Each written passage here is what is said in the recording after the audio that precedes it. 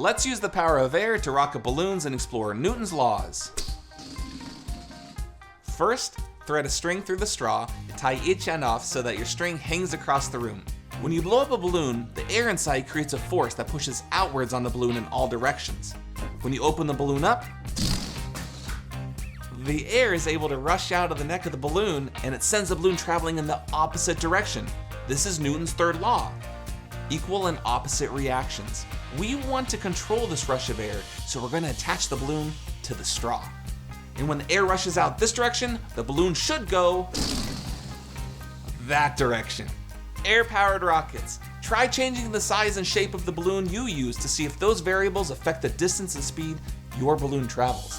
Until next time, keep learning full steam ahead.